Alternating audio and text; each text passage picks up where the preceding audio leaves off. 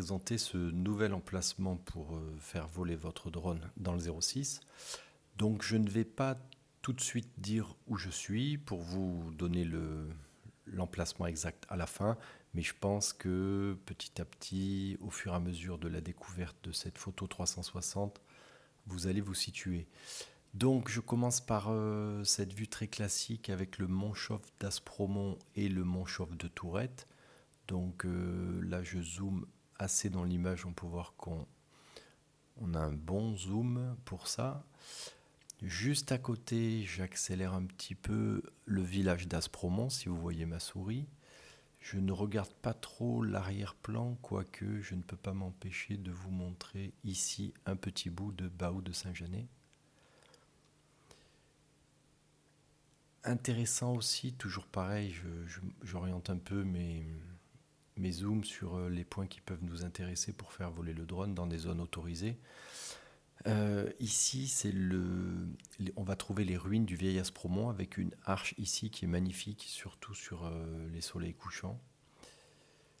Je continue à pivoter pour apercevoir à droite ici le mont Vial, toujours majestueux, particulièrement reconnaissable,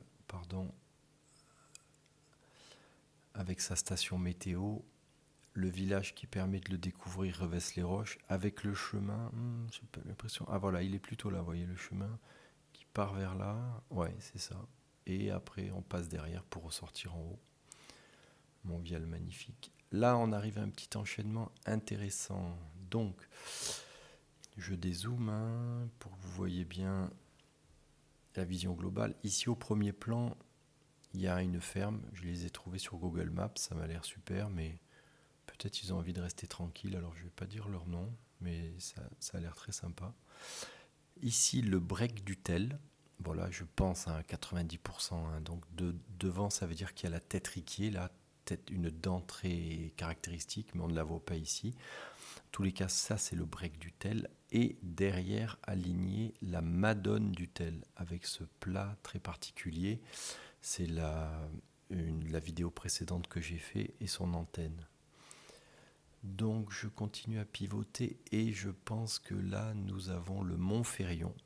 Montferrion, je l'ai souvent aperçu en volant, mais je ne suis jamais monté à pied, il faut que j'y aille. Apparemment, il y a une petite structure là-haut, comme une espèce de vigie. Je continue à tourner et évidemment, à côté du Montferrion, nous avons Roca.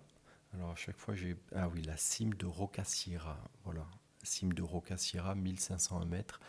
Et c'est assez spectaculaire puisque dans l'axe, je suis pratiquement sûr, là, c'est le Gélas 3143. Puisqu'il était aligné par rapport au dernier vol quand j'étais à la Madone du Tel. Donc, je ne m'attarde pas ici, mais j'aurais bien aimé regarder un petit peu si je ne voyais pas la chapelle Saint-Michel, je ne la vois pas. On continue à pivoter, c'est toujours intéressant de prendre un peu de recul. Allez, je vous montre un petit peu. Là, ici, ça va montrer des souvenirs à tout le monde. Les ruines de Châteauneuf, Villevieille. Voilà, un spot très agréable pour voler, avec un petit endroit pour se positionner, là un petit peu en haut, c'est ce que je conseille toujours. Il y a un banc là en bois, ici là, qui permet d'avoir une belle vue sur l'ensemble. Donc si je recule encore, vous l'aurez compris, je suis au-dessus, à 119 mètres au-dessus du Mont Macaron. Mont Macaron que nous pouvons voir ici, donc les monts Chauves que nous avons vus tout à l'heure et le mont Macaron qui est un petit peu vers là. Eh bien ça m'apprendra à panne. Ah voilà, il est juste ici dans une zone, vous voyez, autorisée pour le vol. J'accélère pour aller vers deux points qui m'ont l'air très intéressants. En fait, il y a trois choses qui m'avaient l'air très intéressantes ici. La première, c'est cet endroit-là. Donc nous sommes à l'aplomb du Montagel, enfin à l'aplomb derrière comme ça. Et là, je vois comme un petit baou, comme un petit vallon, très vallonné, très escarpé. C'est quelque chose que je ne connais pas du tout. Ça donne envie d'aller visiter. Et enfin, Deux choses spectaculaires pour finir. La première, c'est la Corse. Je ne m'attendais pas à la voir, mais en parcourant l'image, je suis tombé dessus. C'est toujours étonnant et plaisant.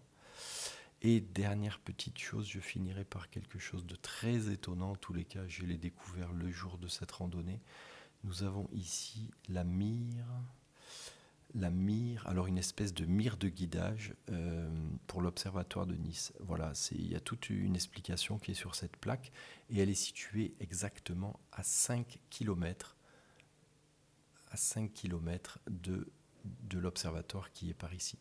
Voilà, je vous laisse avec cette vue générale et n'oubliez pas que le lien pour télécharger la fiche descriptive de ce lieu de pilotage est dans la description. À très bientôt.